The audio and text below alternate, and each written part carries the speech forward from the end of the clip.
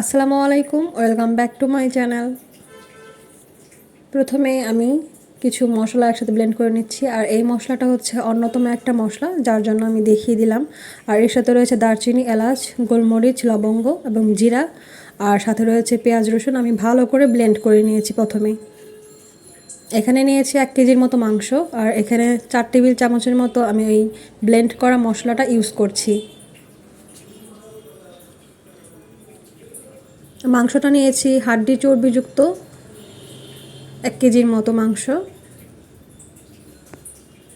একই স্টাইলে আপনারা মুরগির মাংস অথবা খাসির মাংস রান্না করতে পারেন।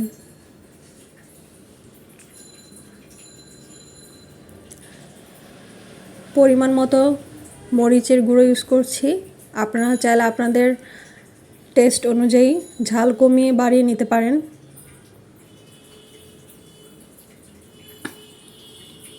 পরিমাণ মতো হলুদ দিয়ে দিলাম 1 টেবিল চামচের মতো।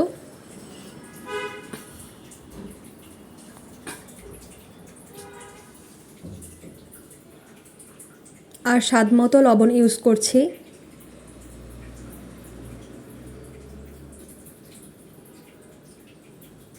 দিয়ে দিলাম দারচিনি,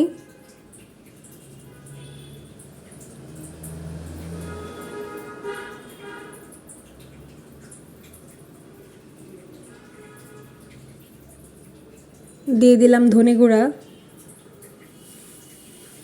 1 টেবিল চামচের মতো, আর 1 কাপ পরিমাণ মতো পেঁয়াজ কুচি।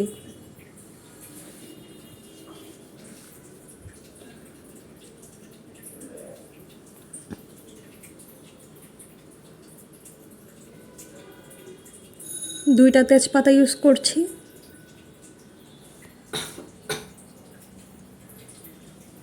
এখন হাতের সাহায্যে খুব ভালোভাবে এটাকে মাখিয়ে নিব।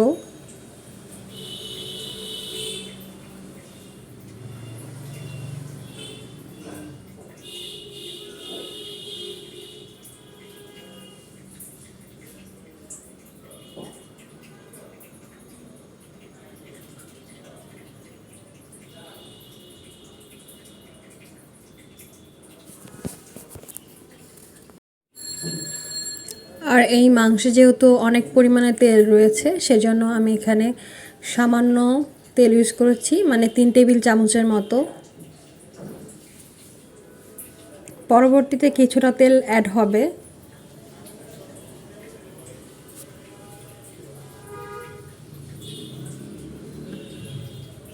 এটা রেস্টে রেখে দিয়েছিলাম 10 মিনিটের মতো, আর এখন এটা রান্নায় বসিয়ে দিব।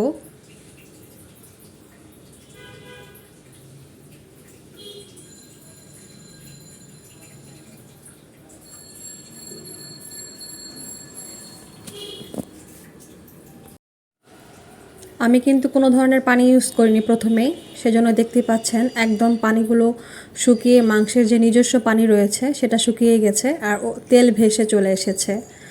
এই পর্যায়ে আমি ইউজ করব 1 কাপ গরম পানি, আর এইভাবে গরম পানি 1 কাপ করে দিয়ে এটাকে 2 বার কষিয়ে নিব ভালোভাবে।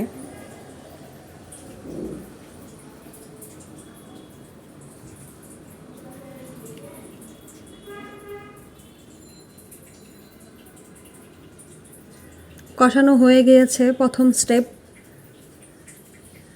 আবার আমি 1 কাপ গরম পানি ইউজ করব। বলে রাখা ভালো, ঠান্ডা পানি ইউজ করলে এই মাংসটার যে অরিজিনাল টেস্ট সেটা আসবে না, কালারটাও নষ্ট হয়ে যাবে। চেষ্টা করবেন গরম পানি ইউজ করতে। আমি যেহেতু আজকে কষা মাংস রান্না করব, আলু আর গরুর মাংসের ঝোলের কম্বিনেশন, সেজন্য আমি কিছু আলু বড় বড় স্লাইস করে কেটে নিয়েছি, আর এইভাবে ভেজে নিয়েছি।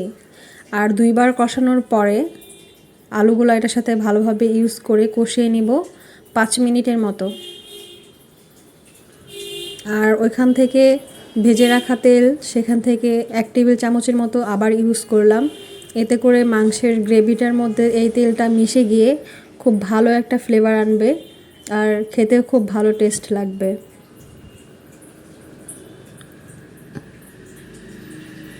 যারা তেল কম পছন্দ করেন তারা এটা স্কিপ করতে পারেন।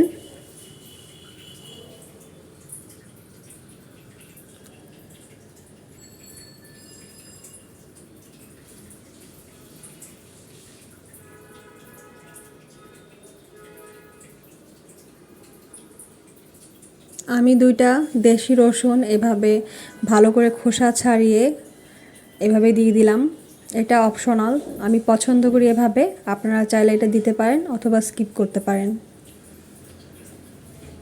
এই পর্যায়ে আমি 4 কাপের মতো গরম পানি ইউজ করছি, এটা ভালোভাবে রান্না হওয়ার জন্য।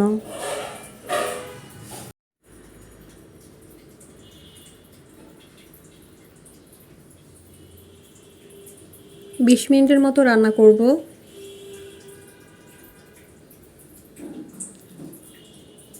10 মিনিট হওয়ার পর আমি 1 চামচ গরম মশলা ইউজ করছি, গরম মশলার গুঁড়া যেটা সেটা, আর এতে করে টেস্টটা একদম চেঞ্জ হয়ে যাবে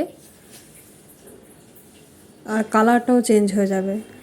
আমি একদম তেল না আসা পর্যন্ত এটাকে রান্না করব, উপরে তেল চলে আসবে যখন তখন রান্নাটা শেষ করে নিব। রান্না অলমোস্ট কমপ্লিট।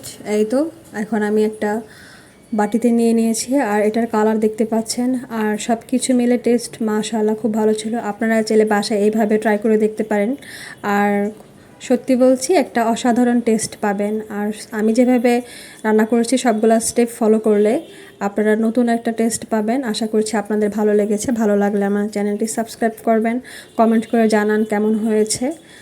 ধন্যবাদ। আসসালামু আলাইকুম।